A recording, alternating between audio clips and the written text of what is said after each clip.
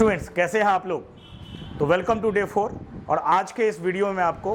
Excel के अंदर कुछ बेसिक कैलकुलेशन के बारे में बताने वाला हूं। तो जैसे कि आपको मालूम है कि डे 3 में हम लोगों ने कुछ बेसिक कैलकुलेशन में हमने जैसे कि जोड़ना सीखा था और आज के इस वीडियो में आपको सब्ट्रैक्ट करना, यानी कि एक्सेल में आप किस तरह से कोई नंबर्स को आपस में सब्ट्रैक्ट करोगे एंड मल्टीप्लाई करना और डिवाइड करना। तो ये बहुत ही बेसिक कैलकुलेशन है जो आज के इस वीडियो में आपको बताने वाला हूँ। तो चलिए देख लेते हैं जल्दी से। बहुत ही आसान है, बहुत ही इजी है। तो इसके लिए मैंने कुछ डेटा बना रखा है आपको समझाने के लिए। तो अगर आप इन सब्ट्रैक्ट या मल्टीप्लाई या डिवाइड आप यूज़ कर रहे हो तो बस आपको बीच में ये जो आप कीबोर्ड में ऑपरेटर्स देखते हो, यानी कि प्लस, यहाँ पे जो आपको दिख रहा होगा इसमें प्लस, माइनस या मल्टीप्लाई या डिवाइड, तो आप इन ऑपरेटर्स का यूज़ करके आप आराम से कोई भी कैलकुलेशन कर सकते हो, खास करके अगर आपको माइनस करना है या मल्टीप्लाई करना है या डिवाइड करना है। तो चलिए हम लोग तो पहले देखते हैं डेटा के ऊपर। एक मैं छोटा सा यहाँ पे आपको दिखाना चाहूँगा। तो मैं आ चुका हूँ एक्सेल के शीट में और मेरे पास स्क्रीन पर आपके लिए ये देखिए तो दो नंबर्स है और अगर मुझे आपस में इन दोनों नंबर को, अभी मैंने डेटा नहीं लिया है, बस आप सिर्फ समझिए कि मैं कैसे सब्ट्रैक्ट कर रहा हूँ। तो मेरे पास एक नंबर है 500 और एक नंबर 300 और मुझे अगर इसको आपस में माइनस करना है तो सिंपली हम क्या करेंगे, इक्वल टू तो लगाना ही है क्योंकि आप कैलकुलेशन के लिए इक्वल टू लगाते ही हो। और आपका नंबर 1, तो माउस से सीधा आप इस नंबर पे आप क्लिक करें तो ये रहा आपका पहला नंबर जो कि 500 है और दूसरा नंबर जो है, अब बीच में मैं ऑपरेटर यूज़ करूँगा यानी कि जो हमारा सिंबल है सब्ट्रैक्ट का, यानी कि माइनस, ये रहा। तो अब हम दूसरा नंबर लेंगे, ये वाला सेल, और जैसे ही मैंने ये नंबर लिया और एंटर मारा तो आप देखोगे ये देखिए ये हमारा दोनों नंबर आपस में सब्ट्रैक्ट हो करके और आउटपुट जो है फाइनली हमारा 200 आ रहा है। तो इस तरीके से बहुत ही इजी तरीके से आप सब्ट्रैक्ट कर सकते हो। और जैसे कि मैंने यहाँ पर सिंटेक्स भी आपको लिखवाया है कि अगर आपको सब्ट्रैक्ट करना है तो आप नंबर 1 माइनस नंबर 2 करें, और सेम टू सेम अगर आपको मल्टीप्लाई करना है तो आप नंबर 1 मल्टीप्लाई बाय नंबर 2 करें। और इसके लिए भी उसी डेटा में चलते हैं और देखते हैं इसको हम किस तरह से करते हैं। तो मैं इस 200 को अभी हटा देता हूं और मुझे अगर इस नंबर्स को आपस में अगर सब मल्टीप्लाई करना है तो मैं सिंपली क्या करूंगा, equal to this number 1 multiply by this number 2 and बस एंटर मारना है मुझे। तो ये रहा आपस में जो भी, यानी कि 500 गुने 300, यानी कि हमारा जो आउटपुट आ रहा है वो लगभग 1,50,000 आपको देखने को मिल रहा है। इसी प्रकार से अगर इन दोनों नंबर्स के बीच में अगर आपको आपस में डिवाइड करना होगा तो उन्हीं ऑपरेटर का यूज़ करके जो मैंने अभी किया था, यानी कि डिवाइड ऑपरेटर यूज़ करके इक्वल टू आप लगाएंगे, यानी कि ये नंबर 1 डिवाइडेड बाय का आप सिंबल देंगे ये एंड दिस नंबर, और बस जैसे आप एंटर मारेंगे तो ये इसका आउटपुट आपको देखने को मिल रहा है। तो आपने देखा किस तरह से मैंने सिंपली एक छोटे से डेटा को लेते हुए यहाँ पर मैंने सब्ट्रैक्ट, मल्टीप्लाई और डिवाइड किया। तो चलिए कुछ हम लोग थोड़ा सा डेटा के ऊपर देख लेते हैं। अगर मुझे इन्हीं सब्ट्रैक्ट को कुछ अगर ऑफिशियल डेटा अगर मुझे मिल जाए कुछ इस प्रकार से, जैसे कि आप देख रहे हो मेरे पास कुछ एम्प्लॉय का लिस्ट है और उनका मंथली सैलरी ये है और इन लोगों ने पहले ही हमसे ये एडवांस लिया हुआ है। अगर मुझे फाइनली अमाउंट क्या पे करना है, ये चेकआउट करना है,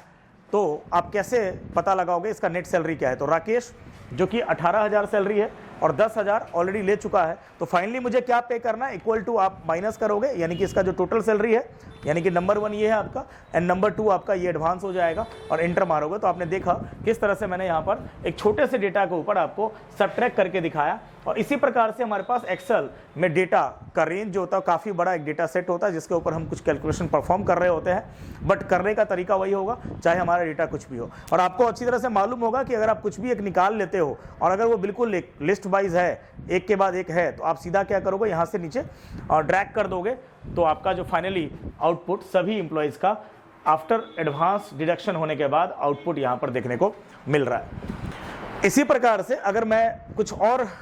यहाँ पे आपको मैं कुछ और थोड़ा सा चीज़ें मैं आपको बताना चाहूँगा कैलकुलेशन में। कई बार ऐसा भी होगा जो आपके पास अभी नेक्स्ट डेटा दिख रहा होगा कि अगर मुझे सर अगर मल्टीपल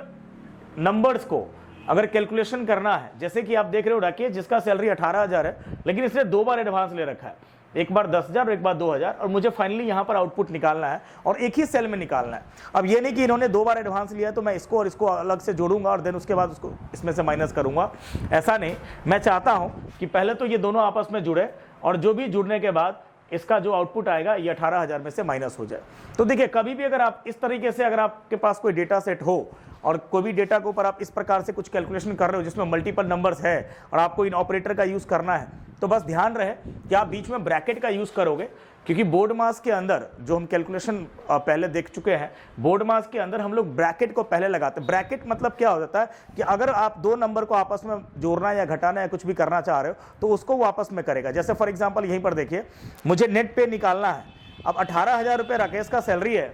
और 2 बार एडवांस ले चुका है, तो मैं यहाँ पे क्या करूँगा, इक्वल टू ये जो 18,000 वाला सेल है, मैं इस पर माउस से क्लिक करूँगा तो यानी कि 18,000 माइनस, अब चूंकि ये 2 बार एडवांस ले चुका है तो मुझे देखना है कि दोनों का टोटल कितना होगा। तो मैं इन दोनों को करने के लिए मैं बीच में ब्रैकेट का यूज करूंगा एंड देन पहला वाला सेल ये, यानी कि ये वाला नंबर 1 है, एंड बीच में मैं प्लस ऑपरेटर का यूज करूंगा एंड देन ये मेरा दूसरा नंबर है। तो इससे होगा क्या कि ये जो मैंने ब्रैकेट के अंदर नंबर्स को रखा है, यानी कि 10,000 और प्लस ये जो 2,000 वाला सेल का रेफरेंस मैंने लिया है, ये पहले जुड़ेंगे, यानी कि ये 10 और 2 12 होकर के, और जो भी आउटपुट आएगा यानी कि 18 में से माइनस हो जाएगा। तो देखते हैं एंटर मार करके, तो आप देखिए यहाँ पर आपके सामने स्क्रीन पर ये नेट पे अमाउंट है, यानी कि 10 और 2 12, क्योंकि इसको हमने ब्रैकेट में रखा था तो ये आपस में जुड़ा एंड देन उसके बाद जो भी अमाउंट आया था उसको 18,000 से हमने माइनस कर दिया। तो स्टूडेंट्स आप लोग याद रखिएगा, खास करके जब आप कैलकुलेशन कर रहे होते हो और अगर आपके पास पहले से ही कोई डेटा लिखा हुआ है सेल के अंदर, तो आप कोशिश करें कि आप उस सेल का रेफरेंस दें, क्योंकि आपको मालूम है सेल का रेफरेंस देने से अगर इसमें कोई चेंजेस होगा, फॉर एग्जाम्पल मान लीजिए इसका जो आउटपुट 6,000 आप देख रहे हैं, अगर मान लीजिए यहाँ पर मैंने गलती से 2,000 लिखा था, अगर मुझे 3,000 लिखना होता, मतलब जो उसका दूसरा एडवांस था वो 3,000 है और मैं एंटर मारता हूँ, तो ये देखिए यहाँ पर इसका वैल्यू जो है ऑटोमेटिकली चेंज हो गया, यानी कि 10 और 3 13 और 18 में से अगर 13 जाता है तो यानी कि 5,000 हमारा नेट पे बनता है। तो आपने देखा किस तरह से, जैसे मैंने E22, आपको मालूम होगा मैंने पहले या दूसरे वीडियो में बता रखा है कि जिस भी सेल में आप डेटा एंटर कर रहे हो, हर सेल का अपना एक नाम होता है, और जैसे ही हम माउस से कर्सर करते हो सेल पर तो उसका जो नाम है वो आपको रेफरेंस के रूप में यहाँ पर दिखाता है। जैसे आप देख रहे हो E22, अब E इसका कॉलम नंबर है जहाँ पे 3,000 हमने लिखा हुआ है और 22 इसका रो नंबर है, तो यानी कि इस रेफरेंस में आप कुछ भी चेंज करोगे, कोई भी वैल्यू दोगे तो इसका जो आउटपुट है वो ऑटोमेटिकली आपका चेंज हो जाएगा। वहीं पर अगर आप यहाँ पर प्लस 3,000 लिखते हो मैनुअली तो बार बार आपको क्या होगा, वैल्यू को चेंज करना पड़ेगा। तो इसलिए हम लोग खास करके फॉर्मूला के टाइम, मतलब कैलकुलेशन के टाइम पर हम क्या करते हैं, सेल का रेफरेंस देते हैं। अब हम ड्रैग करेंगे, ड्रैग करने पर ये देखिए हमारा सबका आउटपुट जो है वो निकल करके आ चुका है। ओके, तो आपने क्या देखा, अगर मल्टीपल अगर हमारे पास वैल्यूज हो और उसके साथ में अगर 2 या 3 ऑपरेटर को आपस में इस्तेमाल करना है तो हम लोग क्या करेंगे, बीच में ब्रैकेट्स का यूज कर सकते हैं। इसी प्रकार से जैसे हमने अभी मल्टीप्लाई देखा था, ये देखिए मेरे पास अभी मैंने मल्टीप्लाई के लिए आपको एक बताया था कि आप किस तरह से मल्टीप्लाई करोगे। तो यहाँ देखिए मेरे पास एक छोटा सा डेटा है, कुछ आइटम का नाम दिख रहा होगा, उसका रेट दिख रहा होगा और क्वांटिटी, बैग 100 रुपये के हिसाब से 6 बैग का कितना होगा, यहाँ पर हम कैलकुलेशन करना चाह रहे हैं। तो बैग का दाम 100 रुपये है और 6 बैग है क्वांटिटी में, और मुझे देखना है कि 6 बैग का दाम कितना होगा, तो मुझे आपस में इसको मल्टीप्लाई करना होगा। तो हमने ऑलरेडी मल्टीप्लाई देखा, बस मैं आपको डेटा पे दिखा रहा हूँ कि किस तरह से हमें कैलकुलेशन करना होता है बेसिकली। तो ये देखिए ये मेरा नंबर 1 वाला सेल है और बीच में हम मल्टीप्लाई एस्ट्रिक साइन लगाएंगे, ये रहा, और